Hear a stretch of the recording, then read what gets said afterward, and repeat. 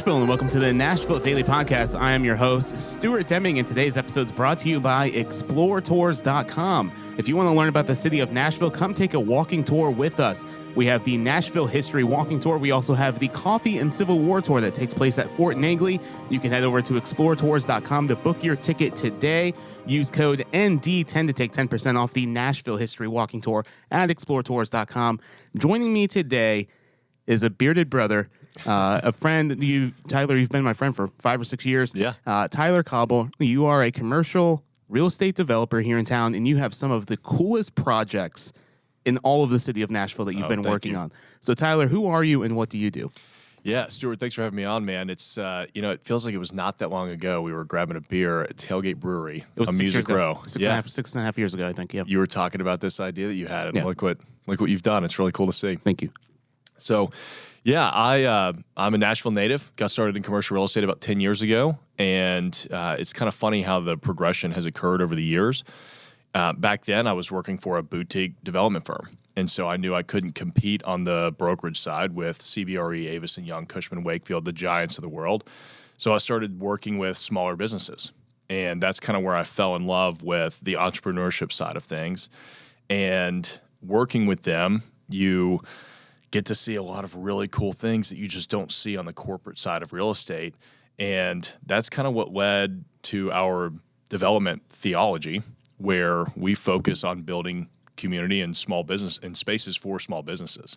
So that's where the wash came from, and that's where a lot of our projects really are starting to come out now. So I own a commercial real estate brokerage, the Cauble Group, which does leasing and sales. I own a commercial property management company called Parasol, and I own a development firm that we founded in 2020. I'd been raising capital and doing deals before that, but officially started it in 2020, and now we're doing everything from, the wash, which was a 6-bay car wash we converted into 5 micro restaurants and a bar, all the way up to our largest project, which is Madison Square up in Madison, that we are currently master planning for about 1.5 million square feet of commercial space.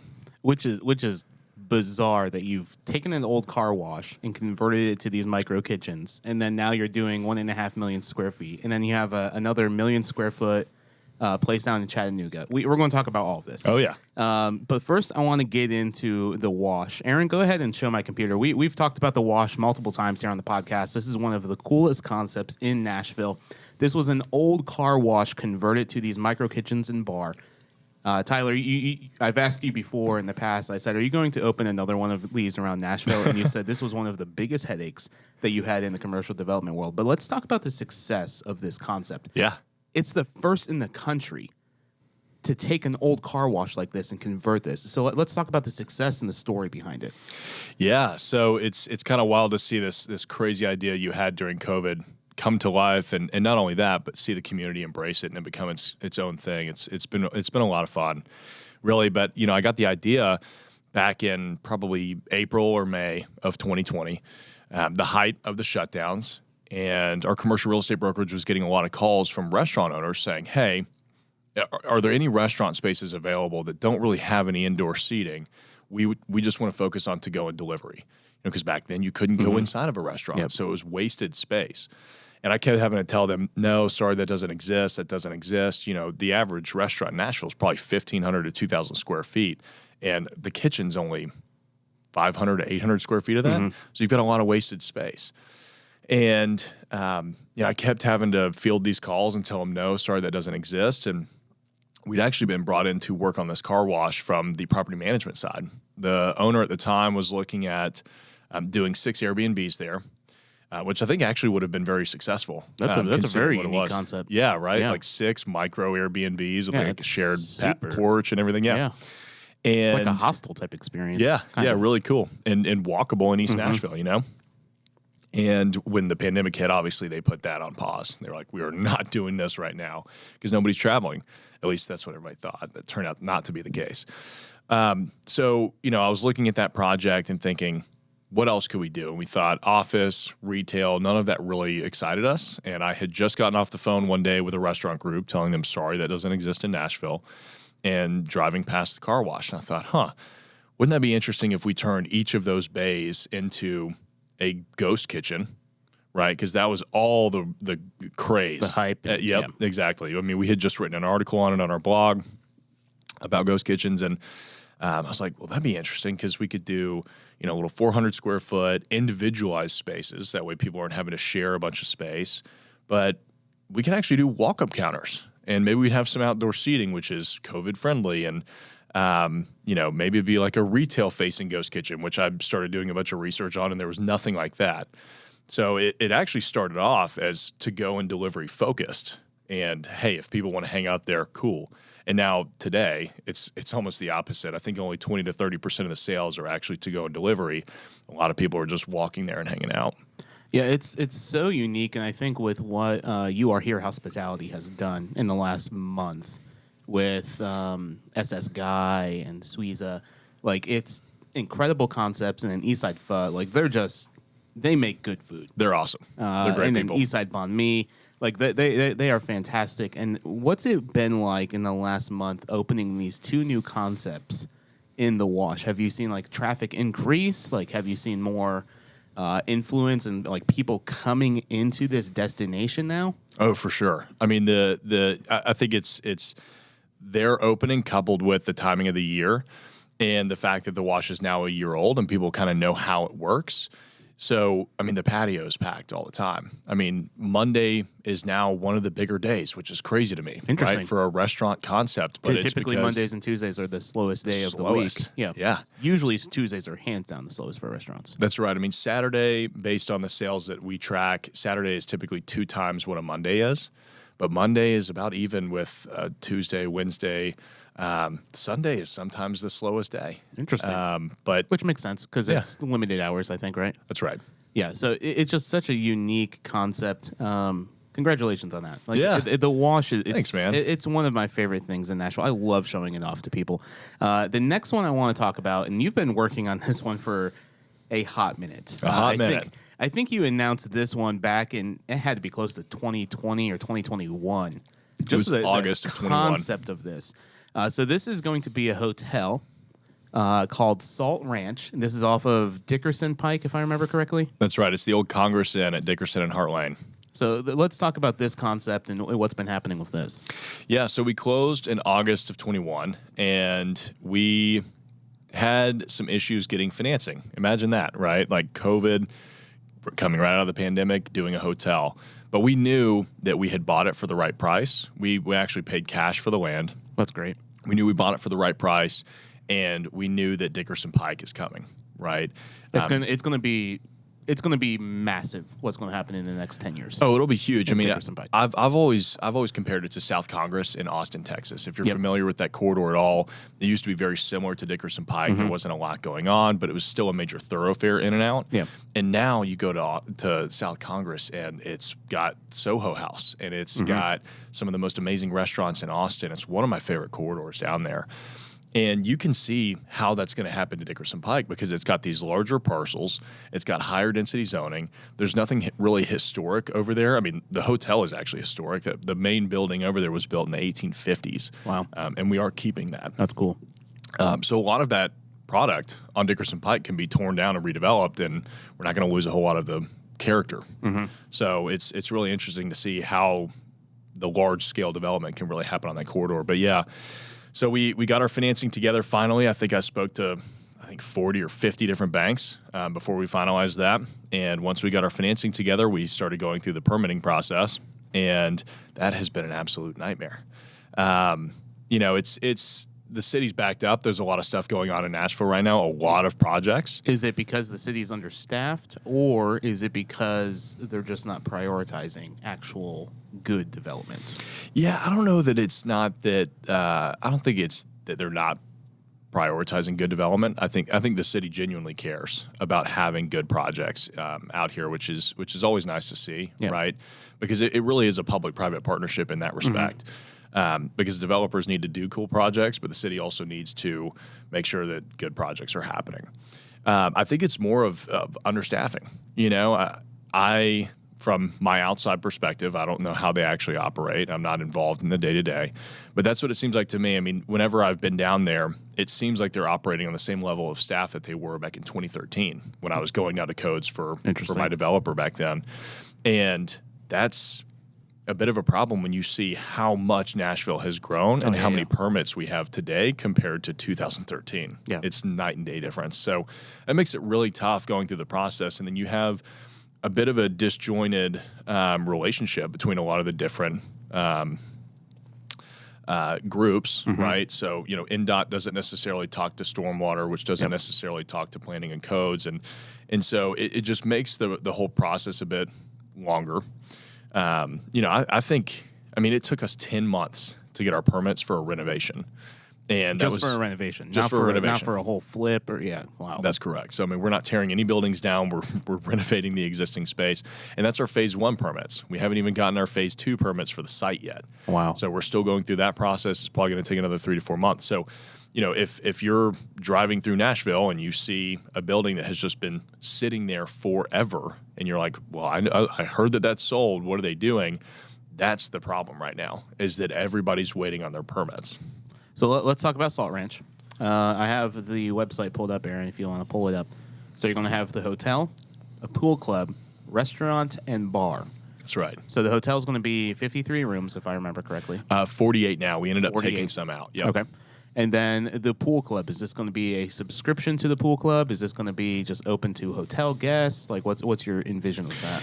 Yeah, so we're being very careful with that, and we're going to kind of test it when we first open, because what we don't want to have is guests not being able to hang out at the pool very comfortably. Yeah, right? So many people are there. Yeah, exactly. And if you're paying for a nightly rate, which, this is a really cool boutique hotel, you're going to stay because there's a pool there probably.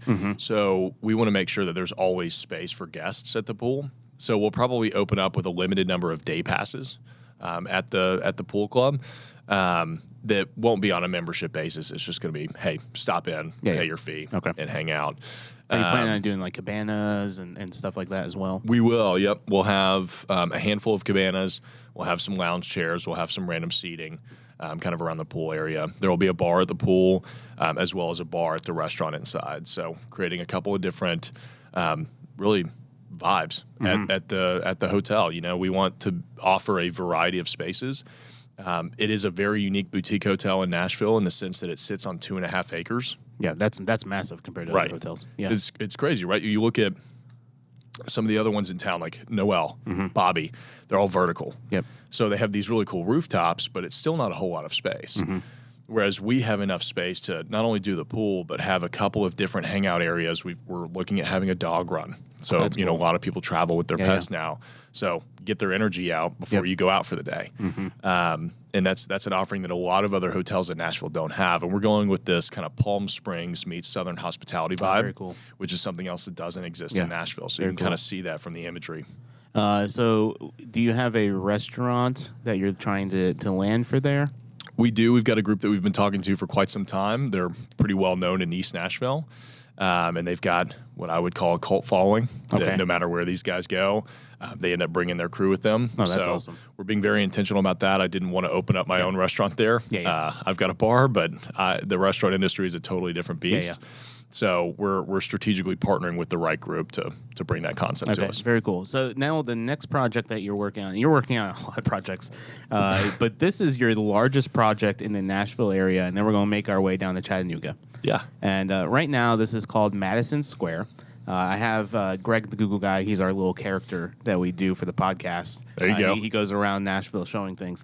Thanks, Greg. Basically, it's this entire development right here, right? That's correct. Yep. So this is 13 acres? 32 acres. 32 acres. I don't know why I said 13. That whole concrete playground right there. So what's the plan, and what made you acquire this land? Yeah, so the plan is to take that 32-acre site. It's got 330,000 square feet of retail on it currently. It's actually, it used to be the go-to hangout spot in Madison back in the day. That's where you do your go-to-town shopping, and it was kind of the center, the downtown of Madison.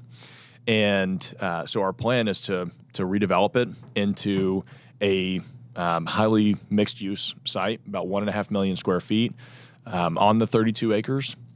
which will be well over 1,000 apartment units, and that will be a mix of market rate and affordable. So the first phase is actually affordable housing, and with some ground floor retail and 200,000 to 300,000 square feet of office space, depending on kind of how that shakes out. Because how much retail are you looking to have? That's a good question. It's going to depend on the individual developers that we bring in to do it.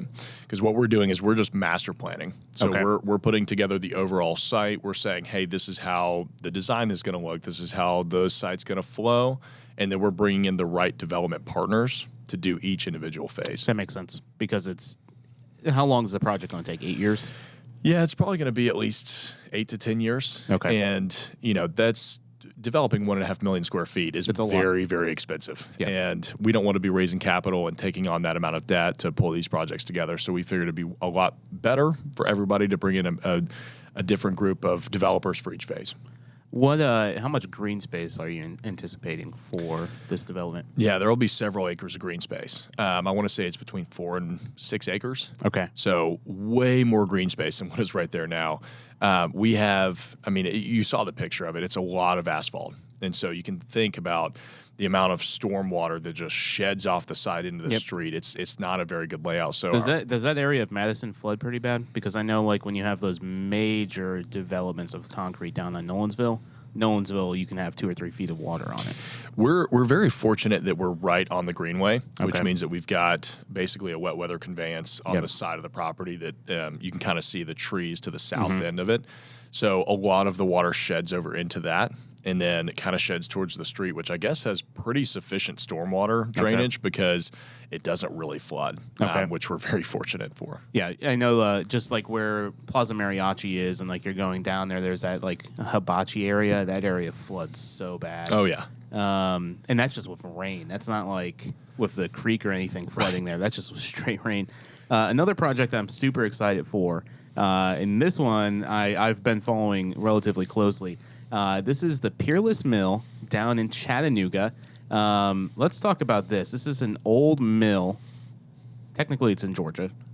That's right. Yeah. It's Chattanooga MSA. We're 10 minutes from downtown Chattanooga. Yeah. And 2 parcels across the state line. So I just say it's Chattanooga. Yeah. So these are some of the photos of this place. Let's talk about the history of this mill and what you're envisioning for this. Yeah. So it was first constructed in the early 1900s. And the city of Rossville was literally built around the mill. It's an old mill town. And at one point, it was the largest wool factory in the United States and possibly the country. Oh, wow. They employed over 3,000 people. They actually had their own semi-pro baseball and basketball teams. That's how big they were, which was really neat. But it's close to 1.5 million square feet as well. Okay. And we are, I guess we've got a little under 300,000 square feet occupied right now. Wow. So we've got some really great tenants on site and some really interesting plans. It's 29 buildings. We have the opportunity here to create a self-contained walkable city. Yep. So it's one of those, coup de grace moments I'm hoping for. It'll probably take us 15 to 20 years to get there because there's a lot of work that needs to be done. You can see some of the spaces in there are raw shell that, they've been completely demoed to the studs. And so it's going to take a lot of capital to get those back. So we're just taking it down one building at a time. We just put a new roof on a 28,000 square foot building. And we're probably going to do some we did have to put a new roof on that one too. Those windstorms that came through Nashville also hit Chattanooga and literally just like a tin can peeled that roof off. Are you guys planning on doing anything with this little water thing?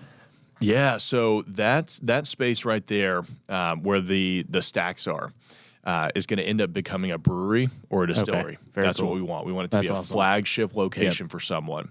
And so that old water pond, that pond that's right there, used to be hold all of the water they would pump through the steam room to power the entire site. So it's actually full of fish.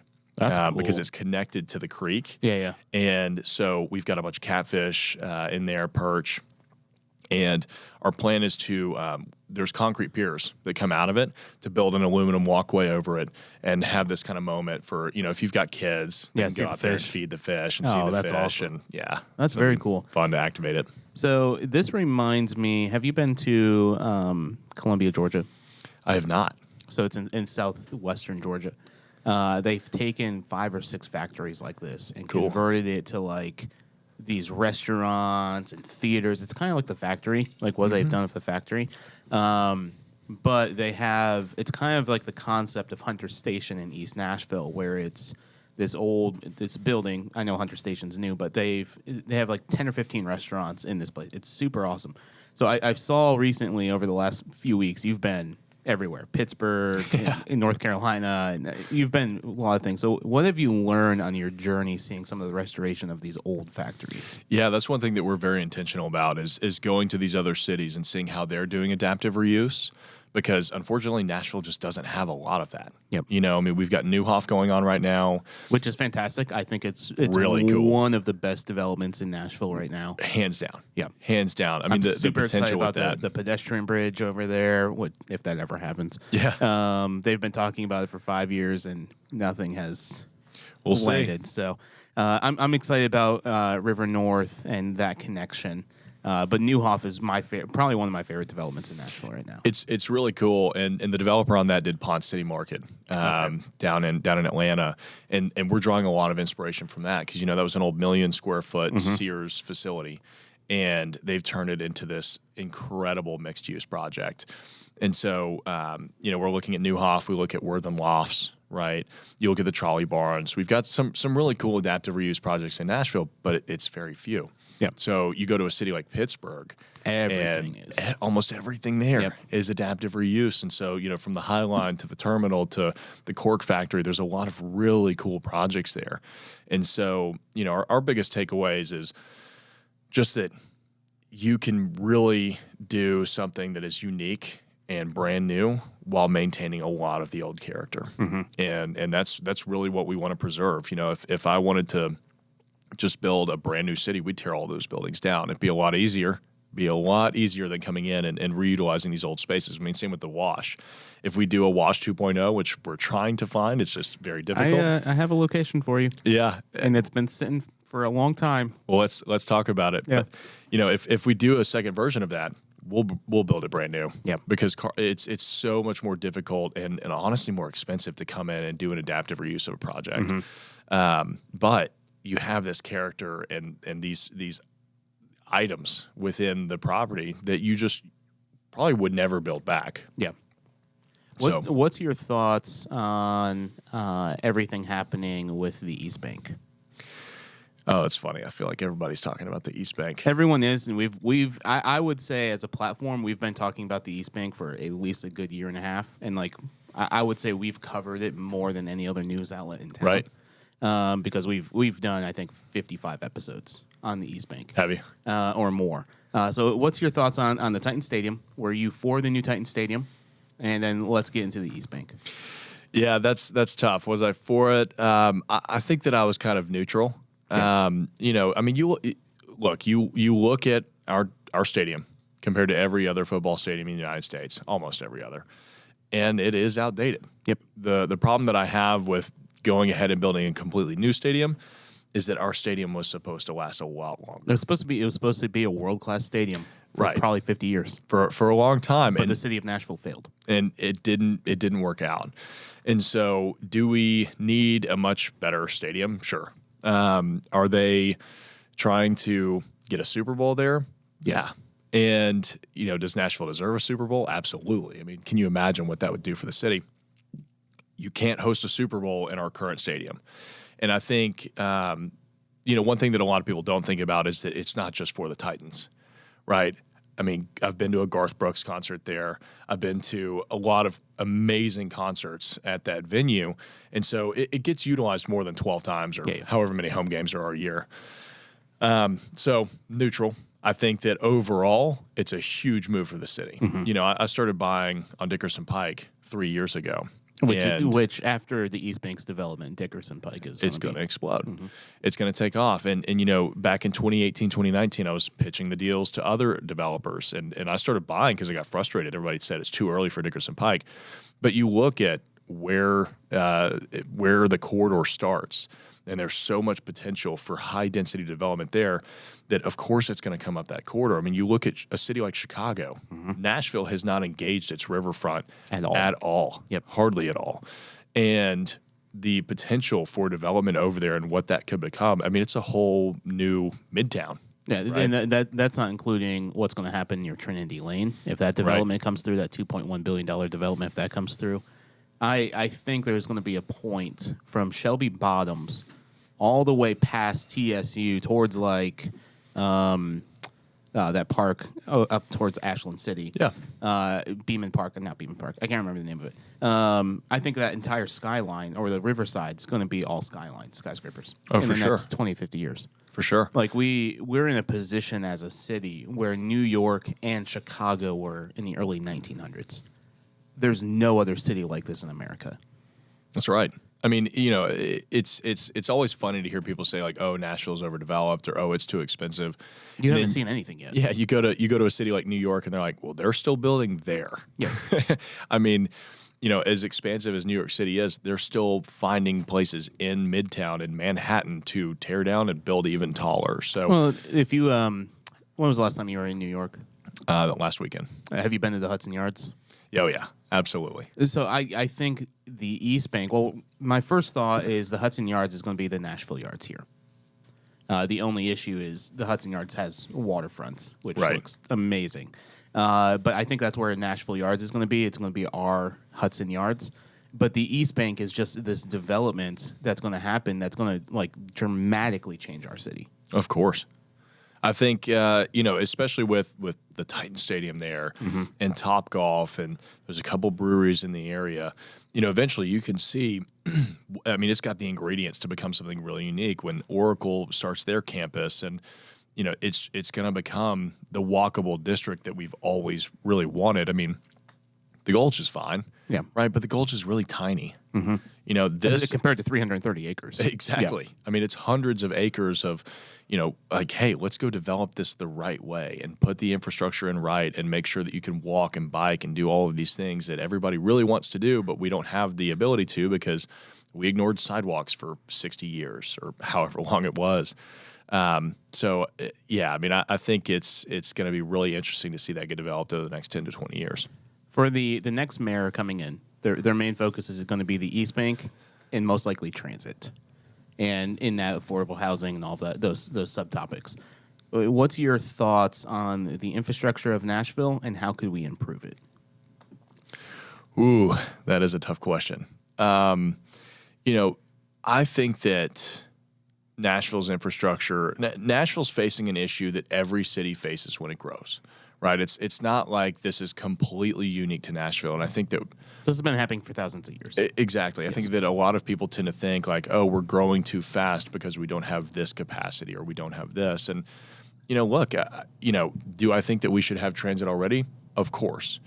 But there's also a chicken and the egg problem with it of, do we have enough density to justify transit? And can we justify the density without transit? So how do you make that function? I think that no matter what, there needs to be some sort of advanced transit system around Nashville, even if it just starts from one location, right? Bring it from the airport to downtown. Yep. And have several stops along the way. That's all you need. Yep. Right? Because you have so many tourists coming to Nashville that are pretty much going straight downtown.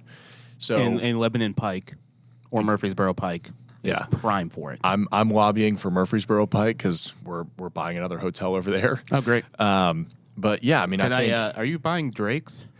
no. Oh, okay. We've talked to them. I can't disclose it yet, but Okay. we'll close in August and I'll come talk about it. Yeah, we're going to get you on the show because if you bought Drake's, that would be really fascinating. The story of Drake's, man, like Dolly Parton and stuff used to stay there. Oh yeah, it's a cool hotel. Back in the day, Murfreesboro Pike used to be like Midtown. Oh yeah.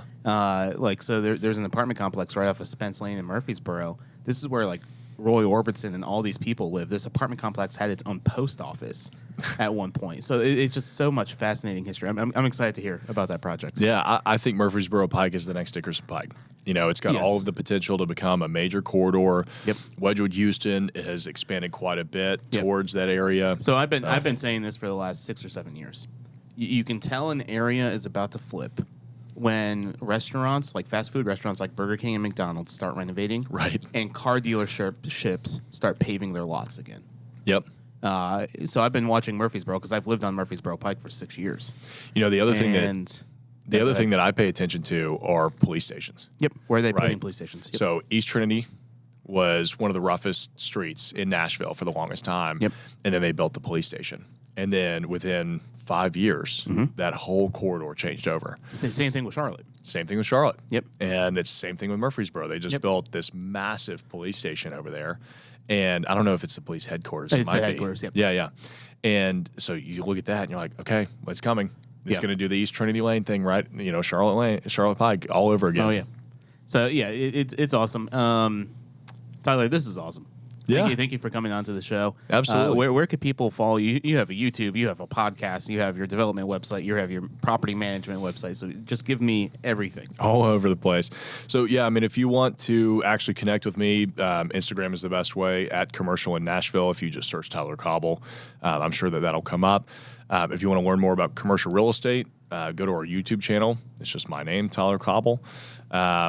And my website's tylercauble.com. So very easy. Well, Tyler, thank you for coming on the show. We're going to get you back on. Stuart. There's a lot that we need to talk about Thanks in for the having me. development world. So head over to NashvilleDailyPodcast.com to see our show notes. Also, book your walking tour with us at XPLR Tours.com. We have the Nashville History Walking Tour. We have the Coffee and Civil War Tour. And we will be announcing shortly our Waterfall Tour. We're super excited about it. So ExploreTours.com. Use that code ND10 to take 10% off your order.